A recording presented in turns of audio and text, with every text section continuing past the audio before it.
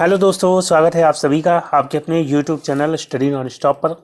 तो कैसे हैं आप सभी लोग? उम्मीद करता हूं आप सभी अच्छे होंगे। तो दोस्तों, इस क्लास में हम लोग इंग्लिश के क्वेश्चंस करेंगे और ये जो प्रैक्टिस सेट मैंने लिया है ये आपके आने वाले एसएससी सीएचएसएल एग्ज़ाम के लिए काफ़ी हेल्पफुल होगा, क्योंकि जो भी यहाँ पे क्वेश्चंस का पैटर्न है ये बिल्कुल एसएससी सीएचएसएल में जिस तरह के क्वेश्चंस पूछे गए थे बिल्कुल उसी पैटर्न पर आधारित क्वेश्चन है।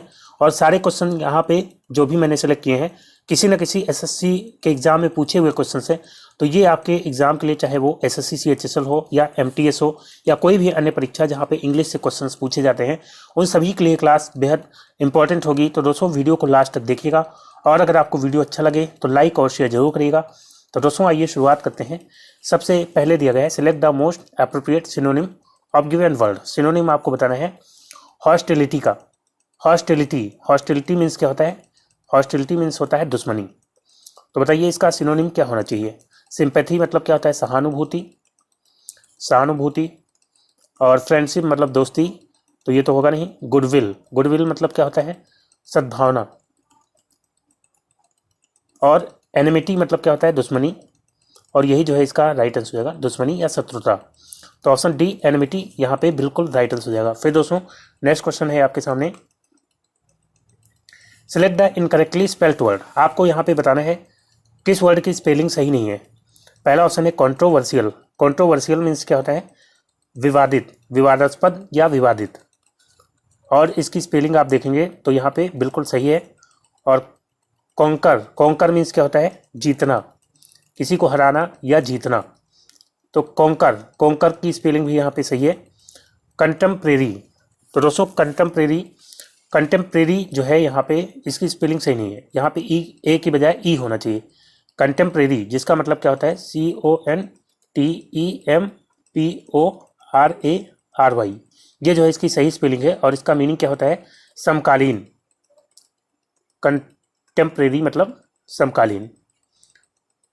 तो यही इसका राइट आंसर हो जाएगा। बाकी जो है जितने वर्ड्स हैं सबकी स्पेलिंग सही है। कोऑपरेशन मीन्स क्या होता है? सहयोग, तो ये भी सही है। तो सी ऑप्शन यहाँ पे कंटेम्प्रेरी बिल्कुल राइट आंसर हो जाएगा। फिर दोस्तों बढ़ते हैं अगले क्वेश्चन की ओर।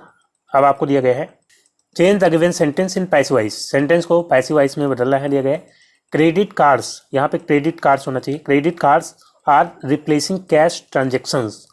क्रेडिट कार्ड्स रिप्लेस कर रहे हैं कैश ट्रांजेक्शंस को, यानी कि कैश ट्रांजेक्शन का स्थान ले रहे हैं। तो दोस्तों यहाँ पे जो है इसका पैसिव वॉइस क्या हो जाएगा?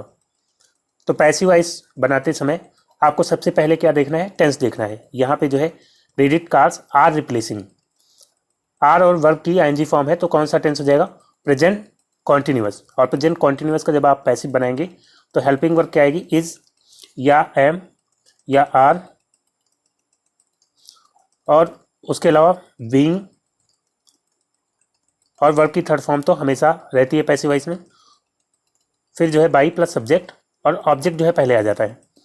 तो यहाँ पे इस तरह का स्ट्रक्चर देखना है जहाँ पे आपको इज या एम या आर और वर्ब की एनजी फॉर्म हो। यहाँ पे हैड बीन रिप्लेस दिया गया है तो ये ऑप्शन तो हट जाएगा।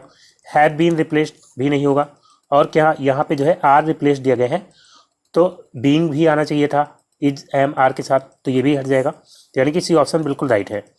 अब यहाँ पे कैश ट्रांजेक्शंस, ये जो है ऑब्जेक्ट है पहले आ जाएगा। फिर जो है क्योंकि ये प्लूरल है तो इसके लिए आर आएगा। और फिर जो है बीइंग और वर्ब की थर्ड फॉर्म रिप्लेस्ड बाई। और क्रेडिट कार्ड्स ये जो है सब्जेक्ट है बाद में आ जाएगा। तो यहाँ पे सी ऑप्शन यहाँ पे बिल्कुल राइट आंसर हो जाएगा। फिर दोस्तों नेक्स्ट क्वेश्चन लेते हैं। अगला है select the most appropriate meaning of given idiom. अब आपको ईडियम दिया गया है, ईडियम का मीनिंग आपको बताना है। दिया गया है a good turn. A good turn, a good turn मतलब क्या होता है? एक सहायतापूर्ण कार्य, एक सहायतापूर्ण कार्य। तो बताइए इसका जो है राइट आंसर क्या होना चाहिए? पहला ऑप्शन है ए लकी चांस, तो ए लकी चांस ये तो होगा नहीं। ए ग्रेट अपॉर्चुनिटी, एक अच्छी अपॉर्चुनिटी, तो ये भी नहीं होगा। ए हेल्पफुल एक्ट, यही जो इसका राइट आंसर होगा। ए हेल्पफुल एक्ट यानी कि एक सहायतापूर्ण कार्य, तो यही जो है इसका राइट आंसर होगा ऑप्शन सी। फिर दोस्तों बढ़ते हैं अगले क्वेश्चन की ओर। अब दिया गया है select the most appropriate synonym of given word. Synonym आपको बताना है डेस्पिकेबल। डेस्पिकेबल का सिनोनिम आपको बताना है। डेस्पिकेबल मीन्स क्या होता है? इसका मतलब होता है घृणित, घृणित या जो है नीच। तो बताइए इसका सिनोनिम क्या हो जाएगा? कमेंडेबल। कमेंडेबल मीन्स क्या होता है? इसका मतलब होता है सराहनीय या प्रशंसनीय। लॉडेबल। लॉडेबल मीन्स क्या होता है? इसका मतलब भी होता है प्रशंसनीय या सराहनीय। और कंटेम्प्टिबल। कंटेम्प्टिबल मीन्स क्या होता है? इसका मतलब होता है घिनौना। और यही जो है इसका हो जाएगा राइट आंसर, ऑप्शन सी। बाकी डिजायरेबल। डिजायरेबल मीन्स क्या होता है? वांछनीय। वांछनीय। तो यहाँ पे कंटेम्प्टिबल जो है इसका राइट आंसर हो जाएगा। फिर दोस्तों नेक्स्ट क्वेश्चन लेते हैं, अगला है improve the bold part of sentence if required. I have been working with children before so I know that to expect. तो यहाँ पे बोल्ड पार्ट दिया गया है आई हैव बीन वर्किंग। तो अगर ये हैव बीन वर्किंग सही है यहाँ पे, तो आपका आंसर क्या होगा? No improvement. अगर इसमें कुछ इम्प्रूव करने की जरूरत है तो ऑप्शन से आपको बता रहे हैं कि यहाँ पे क्या होगा। तो दोस्तों यहाँ पे दे रहा है I have been working with children before. अब यहाँ पे बिफोर से पता चलता है कि काम पहले पूरा हो चुका है। तो यहाँ पे जो है आई हैव बीन वर्किंग नहीं होगा। आई हैव बीन वर्किंग का मतलब क्या होता है? प्रेजेंट परफेक्ट कॉन्टिन्यूअस का स्ट्रक्चर है, यानी कि काम अभी चल रहा है। और प्रेजेंट परफेक्ट कॉन्टिन्यूअस में टाइम भी दिया रहता है, आपको पता है। तो यहाँ पे जो है आई हैव बीन वर्किंग नहीं बल्कि आई हैव वर्कड होना चाहिए। आई हैव बीन वर्किंग के बजाय आई हैव वर्कड, यानी कि मैं काम कर चुका हूँ। विथ चिल्ड्रेन बिफोर, मैं बच्चों के साथ पहले काम कर चुका हूँ। So I know that to expect, इसलिए मैं जानता हूँ, उम्मीद करना। तो यहाँ पे जो है राइट आंसर क्या होना चाहिए? हैव बीन वर्किंग की जगह क्या होना चाहिए? Have worked. ऑप्शन बी यहाँ पे बिल्कुल राइट आंसर हो जाएगा। फिर दोस्तों अगला क्वेश्चन लेते हैं, नेक्स्ट है fill in the blanks with the most appropriate word. देखा है we have little choice early in life but as we grow older choices dash. तो यहाँ पे डैश की जगह क्या होगा? एग्रावेट या एड्रिफ्ट या अबाउंड या एफ्लोट। तो दोस्तों we have little choice early in life, यानी कि शुरुआत में, जीवन के शुरुआत में जो है वी हैव लिटिल चॉइस, हमारे पास चॉइसेस जो है कम होती हैं, थोड़ी सी चॉइसेस होती हैं। But as we grow older, जैसे जैसे हम बड़े होते हैं चॉइसेस। अब यहाँ पे क्या होना चाहिए? तो यहाँ पे जो है एग्रावेट मतलब क्या होता है? बहुत ज़्यादा बढ़ जाना, बहुत ज़्यादा बढ़ जाना, बहुत अत्यधिक ज़्यादा बढ़ जाना। तो ये यहाँ पे सही होगा। या एड्रिफ्ट मतलब क्या होता है? एड्रिफ्ट मतलब होता है इधर उधर, इधर उधर। और अबाउंड मतलब क्या होता है? अबाउंड मतलब होता है ज़्यादा मात्रा में होना या प्रचुर मात्रा में होना, प्रचुर मात्रा में होना। और एफ्लोट मीन्स क्या होता है? अस्थिर। We have little choice early in life, यानी कि जीवन की शुरुआत में, यानी बचपन में हमारे पास चॉइसेस जो है कम होती हैं। But as we grow older, और जैसे जैसे हम बड़े होते हैं। तो यहाँ पे बट लगा है, यानी कि जो सेंटेंस है, ये वाला जो क्लॉज है ये कंट्रास्टिंग होना चाहिए, इसके जो है अपोजिट होना चाहिए। तो यहाँ पे अगर दिखाया जा रहा है कम होती हैं, तो यानी कि जो है दूसरे क्लॉज में, बट के बाद वाले क्लॉज में जो है चॉइसेस का बढ़ना दिखाया जाना चाहिए। तो but as we grow older choices क्या होंगी? बहुत ज़्यादा बढ़ जाती हैं, एग्रावेट हो जाती हैं। तो ये नहीं होगा, बहुत ज़्यादा नहीं बढ़ जाती, बढ़ जाती हैं। ठीक है, तो यहाँ पे एग्रावेट नहीं होगा। एड्रिफ्ट तो इससे तो कोई सेंस बनेगा नहीं। अबाउंड यहाँ पे हो जाएगा। अबाउंड मतलब प्रचुर मात्रा में होना या बढ़ जाना। तो जब हम बचपन में होते हैं, छोटे होते हैं, तो हमारी चॉइसेस कम होती हैं, लेकिन जैसे जैसे हम बड़े होते जाते हैं हमारी चॉइसेस क्या होती हैं? बढ़ जाती हैं। ठीक है, तो यहाँ पे अबाउंड बिल्कुल अप्रोप्रिएट होगा। फिर दोस्तों नेक्स्ट क्वेश्चन लेते हैं, अगला है select the most appropriate antonym of given word. अब आपको एंटोनिम बताना है। कंटेम्पलेट। कंटेम्पलेट इसका जो है एंटोनिम यानी कि अपोजिट बताना है। तो कंटेम्पलेट मतलब क्या होता है? इसका मतलब होता है विचार करना, विचार करना या चिंतन करना, या जो है इरादा करना, इरादा करना। तो यहाँ पे पहला ऑप्शन है डिफाई। डिफाई मीन्स क्या होता है? पूजा करना, पूजा करना। और कंसीव मतलब क्या होता है? कंसीव मतलब होता है धारण करना। कंसीव मतलब क्या होता है? धारण करना, या जो है कंसीव मतलब विचार करना भी होता है। और इग्नोर, इग्नोर मतलब क्या होता है? अनदेखा करना, अनदेखा करना। और मेडिटेट मतलब क्या होता है? ध्यान करना, ध्यान करना, या जो है चिंतन करना भी होता है मेडिटेट मतलब। तो यहाँ पे राइट आंसर क्या होना चाहिए? तो विचार करना, किसी चीज़ के बारे में विचार करना, और या फिर जो है इसको इग्नोर करना, ये जो है दोनों एक अपोजिट हो जाएंगे एक दूसरे के। तो यहाँ पे सी ऑप्शन इसका राइट आंसर होगा, इग्नोर। ठीक है, कंटेम्पलेट मतलब विचार करना, और इग्नोर मतलब अनदेखा करना, उसके बारे में कोई विचार नहीं करना। तो सी ऑप्शन यहाँ पे राइट आंसर हो जाएगा। फिर दोस्तों नेक्स्ट क्वेश्चन लेते हैं, अगला है select the incorrectly spelled word. अब आपको फिर से गलत स्पेलिंग वाला वर्ड बताना है।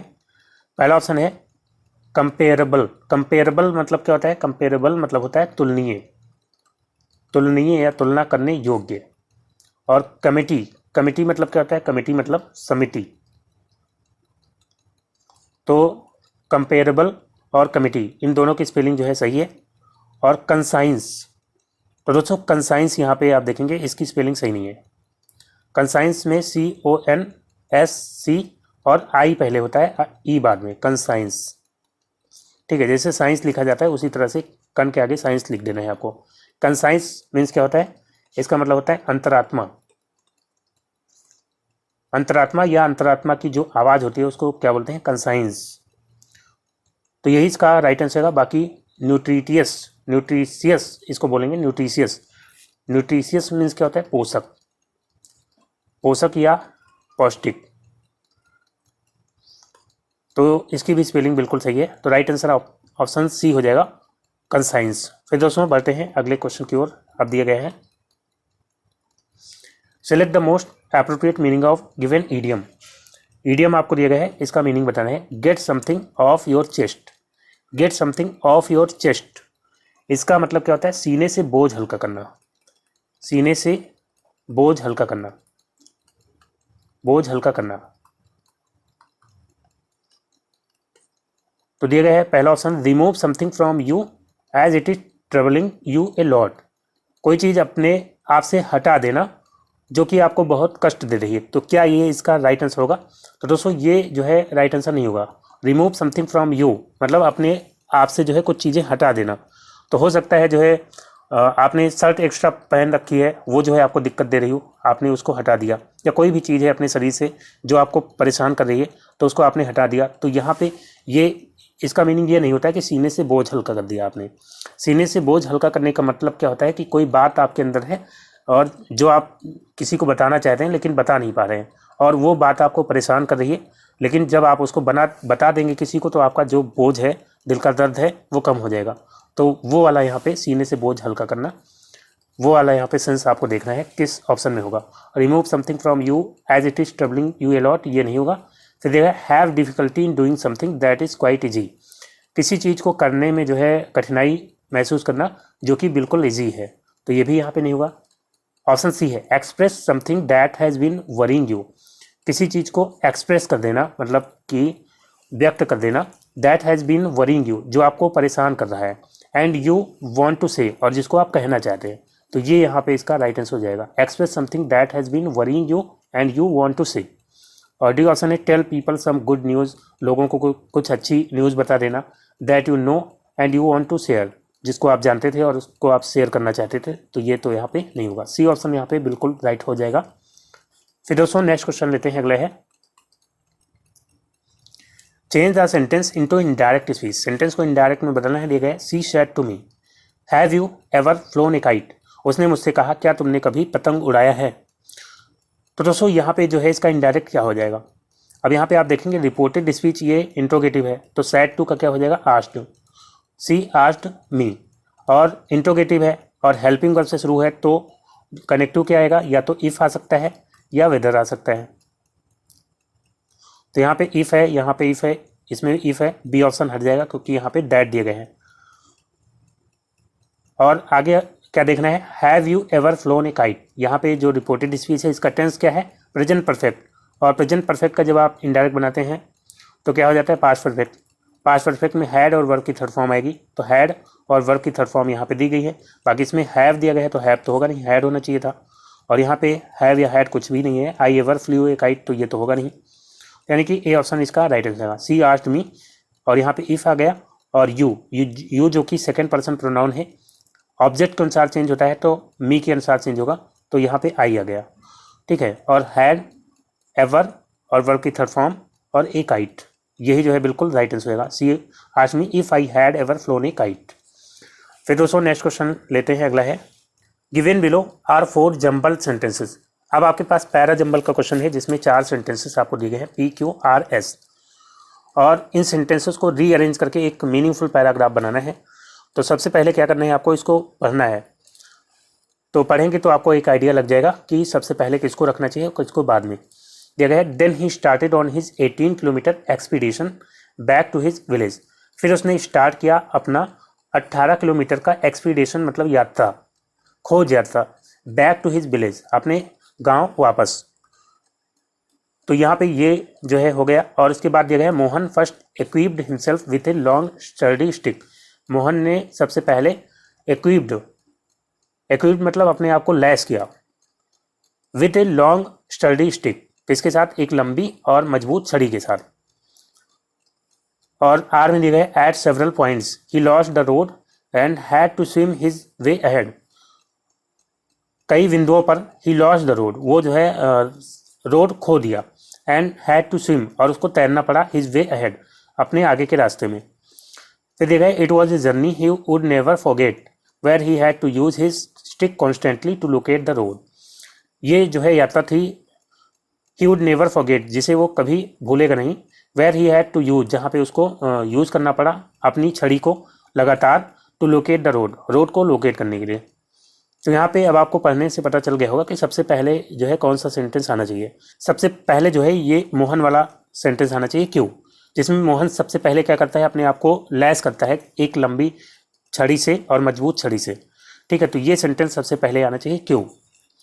और क्यू से शुरू होने वाला एक ही जो है ऑप्शन है आपको, आपके पास ऑप्शन डी, तो यानी कि यही जो है इसका राइट आंसर हो जाएगा,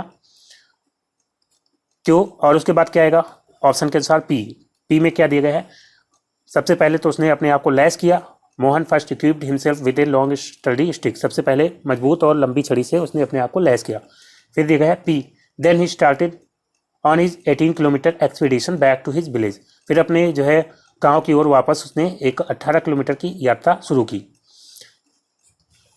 और फिर जो है ऑप्शन के अनुसार आना चाहिए S, it was a journey he would never forget, ये जो है एक यात्रा थी जिसको कभी भूलेगा नहीं, where he had to use, जहाँ उसको यूज करना पड़ा अपनी छड़ी को लगातार, टू लोकेट द रोड, रास्ते को लोकेट करने के लिए। और फिर जो है लास्ट में आ जाएगा क्या, आर, एट सेवरल पॉइंट्स, कई बिंदुओं पर, ही लॉस्ट द रोड, वो रोड जो है खो दिया, एंड हैड टू स्विम और उसको तैरना पड़ा, हिज वे अहेड, अपने आगे के रास्ते में। तो यही जो है इसका सही सीक्वेंस हो जाएगा QPSR।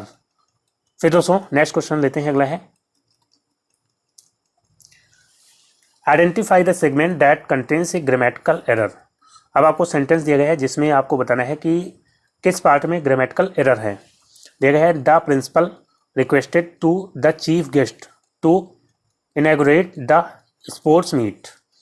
तो दोस्तों यहाँ पे सेंटेंस में क्या कोई एरर है, तो दोस्तों आप देखेंगे यहाँ पे the principal requested to the chief guest, the principal requested to यहाँ पे नहीं आएगा, क्योंकि ये जो सेंटेंस है ये इनडायरेक्ट स्पीच में है। The principal requested the chief guest, direct में आता है सैड टू, लेकिन इनडायरेक्ट जब बनाते हैं तो अगर इम्परेटिव सेंटेंस है तो रिक्वेस्टेड या ऑर्डर्ड ये सब आ जाता है और फिर उसके साथ टू नहीं लगता है। तो यहाँ पे the principal requested the chief guest to inaugurate the sports meet. Principal ने रिक्वेस्ट किया चीफ गेस्ट से टू इनॉग्रेट यानी कि उद्घाटन करने के लिए द स्पोर्ट्स मीट को। तो दोस्तों यहाँ पे जो है किस पार्ट में गलती है, requested to the chief guest वाले पार्ट में, टू द चीफ गेस्ट, यहाँ पे टू नहीं आना चाहिए था, टू द चीफ गेस्ट, ये जो है सी ऑप्शन इसका राइट आंसर हो जाएगा। फिर दोस्तों नेक्स्ट क्वेश्चन लेते हैं, अगला है select the option that can be used as a one word substitute for the given words. इन वर्ड्स के लिए आपको एक वर्ड बताना है, दिया गया है one who studies the elections and voting trends. ऐसा व्यक्ति जो इलेक्शंस को स्टडी करता है और वोटिंग ट्रेंड्स को स्टडी करता है, तो उसको क्या बोलते हैं। पहला ऑप्शन है रिव्यूअर। रिव्यूअर मीन्स क्या होता है, समीक्षक, तो समीक्षक तो बोलते नहीं हो। सोशियोलॉजिस्ट, सोशियोलॉजिस्ट मतलब क्या होता है, समाज शास्त्री, तो ये भी नहीं होगा। सीफोजिस्ट, सीफोजिस्ट मीन्स क्या होता है, चुनाव विशेषज्ञ, और यही जो है इसका हो जाएगा right answer option C. Researcher मतलब जो रिसर्च वगैरह करता है, तो ऑप्शन सी यहाँ पे सीफोजिस्ट इसका बिल्कुल राइट आंसर रहेगा। फिर दोस्तों नेक्स्ट क्वेश्चन लेते हैं, अगला है improve the bold part of sentence if required. दिया गया है the furniture in this room are old and need to be replaced. तो दोस्तों यहाँ पे आर ओल्ड एंड नीड, क्या ये यहाँ पे सही है या इसको इम्प्रूव करने की ज़रूरत है? द फर्नीचर जो है ये अनकाउंटेबल नाउन है और इसके साथ जो है वर्ब हमेशा आती है सिंगुलर। फर्नीचर का जो है प्लूरल नहीं बनाया जाता है कि एस या ई एस लगा करके हम इसका प्लूरल बना दें, ऐसा फर्नीचर के साथ नहीं होता। ऐसी और भी नाउन्स हैं जैसे कि इंफॉर्मेशन हो गया, एडवाइस हो गया या जो है लगेज या सीनरी या इक्विपमेंट और ऐसी बहुत सी नाउन्स हैं जो कि अनकाउंटेबल नाउन होती है और उनका हम प्लूरल नहीं बनाते हैं, उनके साथ सिंगुलर वर्ब यूज होती है। तो the furniture in this room, are यहाँ पे नहीं होगा, इज होगा। ठीक है, सिंगुलर वर्ब यूज होगी तो इज हो जाएगा। ओल्ड एंड नीड भी नहीं होगा यहाँ पे, तो यहाँ पे नीड्स होना चाहिए था, नीड्स। तो the furniture in this room is old and needs to be replaced. कौन सा ऑप्शन सही होगा? Option B, is old and needs, यानी कि जो फर्नीचर है रूम का वो पुराना हो चुका है और उसको बदलने की ज़रूरत है, यानी कि उसको रिप्लेस करने की ज़रूरत है, नीड्स टू बी रिप्लेस्ड। ठीक है, तो बी ऑप्शन यहाँ पे बिल्कुल राइट आंसर रहेगा। फिर दोस्तों नेक्स्ट क्वेश्चन लेते हैं, अगला है identify the segment that contains a grammatical error. दिया गया है as you know that I always like to have ice cream after my dinner. तो दोस्तों यहाँ पे बताइए जो है किस पार्ट में, सेंटेंस के किस पार्ट में एरर है? As you know that I always like to have ice cream after my dinner. तो दोस्तों एज यू नो, एज अगर सेंटेंस की शुरुआत में आ जाता है तो यहाँ पे दैट नहीं आएगा बिल्कुल भी। एज यू नो फिर आएगा comma, as you know comma होगा, फिर I always like to have ice cream after my dinner. As you know, जैसा कि तुम जानते हो मैं हमेशा पसंद करता हूँ टू हैव आइसक्रीम लेना आफ्टर माई डिनर, मेरे डिनर के बाद। तो दोस्तों यहाँ पे जो है किस पार्ट में गलती थी? एज यू नो दैट वाले पार्ट में। ऑप्शन ए यहाँ पे राइट आंसर हो जाएगा। ठीक है, एज का पेयर वैसे भी एज के साथ बनता है, एज का पेयर किसके साथ बनता है? एज के साथ। और सो का पेयर भी एज के साथ बन जाता है, लेकिन अंतर क्या होता है? एज और एज वाला जो पेयर होता है ये जो है अफर्मेटिव में भी यूज होता है, अफर्मेटिव में भी और निगेटिव में भी, दोनों में यूज हो सकता है। लेकिन सो और एज का जो पेयर होता है ये जो है केवल निगेटिव में यूज होता है। जैसे कि Ram is as strong as Shyam. ये सेंटेंस यहाँ पे एज और एज का पेयर बन गया अफर्मेटिव के साथ, और निगेटिव के साथ भी हम कर सकते हैं, जैसे कि Ram is not as strong as Shyam, ऐसा भी सेंटेंस हो सकता है। लेकिन जो है अगर हम सो के साथ पेयर बनाते हैं तो अफर्मेटिव के साथ यूज नहीं होगा। ठीक है, हम ऐसा नहीं कर सकते हैं Ram is so strong as Shyam, ऐसा नहीं कर सकते हैं। हमें क्या करना पड़ेगा? Ram is not so strong as Shyam. ठीक है, तो जब हम सो और एज का पेयर बनाएंगे तो वहाँ पे सेंटेंस निगेटिव होना चाहिए। तो Ram is not so strong as Shyam, ऐसा जो है सेंटेंस बिल्कुल सही होगा। और एज का पेयर जो है अफर्मेटिव के साथ भी हो जाएगा और निगेटिव के साथ भी हो जाएगा। ठीक है, तो ये दोनों भी सेंटेंस सही हो जाएंगे। तो फिलहाल यहाँ पे एज यू नो दैट ये वाला जो पोर्शन था ये गलत था। फिर दोस्तों नेक्स्ट क्वेश्चन लेते हैं, अगला है select the most appropriate antonym of given word. Antonym आपको बताना है स्विंडल का। स्विंडल मीन्स क्या होता है? धोखा नाउन के रूप में हो जाएगा धोखा, और इसका मीनिंग धोखा देना भी होता है वर्ब के रूप में, धोखा देना। तो इसका बताइए एंटोनिम क्या हो जाएगा? इंसल्ट मतलब क्या होता है? घुसेड़ना, तो ये तो होगा नहीं। ड्यूप मतलब क्या होता है? ड्यूप मतलब होता है बेवकूफ़ बनाना, तो ये भी नहीं होगा। एम्पल मतलब क्या होता है? एम्पल मतलब होता है प्रचुर। राइट आंसर क्या हो जाएगा? Option D. ऑनेस्टी मतलब क्या हो जाएगा? ईमानदारी। तो धोखा और ईमानदारी जो है एक दूसरे के अपोजिट हो जाएंगे, तो ऑनेस्टी यहाँ पे बिल्कुल राइट आंसर होगा। फिर दोस्तों बढ़ते हैं अगले क्वेश्चन की ओर। अब दिया गया है आपके पास fill in the blanks with the most appropriate word दिया गया है the businessman has dash connections in the industry. तो बताइए यहाँ पे डैश की जगह क्या होना चाहिए। रेस्पेक्टिव मीन्स क्या होता है, संबंधित, किसी चीज़ से संबंधित, उसके लिए जो है रेस्पेक्टिव यूज़ करते हैं। और रेस्पेक्टेबल, रेस्पेक्टेबल मतलब क्या होता है, सम्मानजनक। रेस्पेक्टेबल मतलब होता है सम्मानजनक या आदरपूर्ण। और रिसेप्टिव, रिसेप्टिव मीन्स क्या होता है, ग्रहणशील, ग्रहणशील। और रिस्पॉन्सिबल मतलब क्या होता है, जिम्मेदार। तो यहाँ पे आप बताइए जो है राइट आंसर क्या होना चाहिए। द बिजनेसमैन हैज़, यहाँ पे हो जाएगा रिस्पेक्टेबल, रिस्पेक्टेबल जो है सही सेंस यहाँ पे देगा। The businessman has respectable connections in the industry, यानी कि बिजनेसमैन के पास होता है क्या, सम्मानजनक कनेक्शंस यानी संबंध। एक बिजनेसमैन के पास सम्मानजनक संबंध होते हैं इन द इंडस्ट्री, मतलब इंडस्ट्री में। तो यहाँ पे द बिजनेसमैन जो कि पूरे बिजनेसमैन प्रजाति को दर्शाता है, ठीक है, द बिजनेसमैन। तो जितने भी बिजनेसमैन हैं उनको ये दर्शाता है, पूरे ग्रुप को। तो बिजनेसमैन के पास क्या होते हैं, सम्मानजनक संबंध होते हैं इंडस्ट्री में। तो बी ऑप्शन यहाँ पे बिल्कुल एप्रोप्रिएट हो जाएगा, रिस्पेक्टेबल। फिर दोस्तों बढ़ते हैं अगले क्वेश्चन की ओर। Select the option that can be used as a one word substitute for the given words. इन वर्ड्स के लिए एक वर्ड क्या हो जाएगा, one who abstains from alcoholic drinks. Abstains मतलब क्या होता है, परहेज करना। ऐसा व्यक्ति जो परहेज करता है फ्रॉम एल्कोहलिक ड्रिंक्स, तो शराब वगैरह से जो परहेज करता है उस व्यक्ति को क्या बोलेंगे। वेजिटेरियन मतलब क्या होता है, शाकाहारी, शाकाहारी तो ये तो होगा नहीं। नॉन वेजिटेरियन मांसाहारी, तो ये भी नहीं होगा।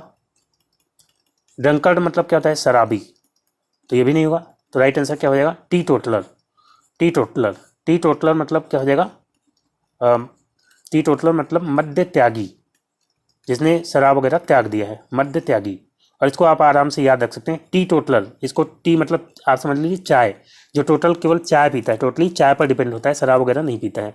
जब भी उसको ऐसा कुछ नशा वगैरह करने का मन करता है तो क्या करता है, चाय पी लेता है। तो ऑप्शन डी यहाँ पे राइट आंसर है, टी टोटलर। फिर दोस्तों बढ़ते हैं अगले क्वेश्चन की ओर। Given below are 4 jumble sentences. अब आपके पास यहाँ पे पैरा जंबल का क्वेश्चन है, तो इसको क्या करना है, सबसे पहले पढ़ना है। यहाँ पे दिया है next keep tapping on the pot. Next मतलब क्या होता है, दोबारा या जो है फिर। और यहाँ पे दिया गया फाइनली मतलब अंत में। तो इससे आपको पता चल रहा है कि कोई चीज़ बताई जा रही है और उसके स्टेप्स बताए जा रहे हैं। अंत में क्या करना है, फिर क्या करना है, और यहाँ पे द फर्स्ट यानी सबसे पहले क्या करना है। तो यहाँ पे एक आइडिया आपको लग जाएगा, फाइनली या नेक्स्ट ये जो है सबसे पहले नहीं आएगा, द फर्स्ट जो है सबसे पहले आ सकता है। यानी कि सेंटेंस की शुरुआत आर से हो सकती है। तो इसको चेक कर लेते हैं, सेंटेंस की शुरुआत अगर आर से होती है तो ए ऑप्शन राइट हो जाएगा। और ए ऑप्शन के अनुसार यहाँ पे आर की शुरुआत होगी सबसे पहले। The first thing to do when repotting is to remove the plant from the current pot. पहली चीज़ आपको करना है रिपोर्टिंग के समय। रिपोर्टिंग मतलब क्या होता है, रिपोर्टिंग मतलब होता है गमले में पौधा लगाना, और रिपोर्टिंग मतलब फिर से पौधा लगाना।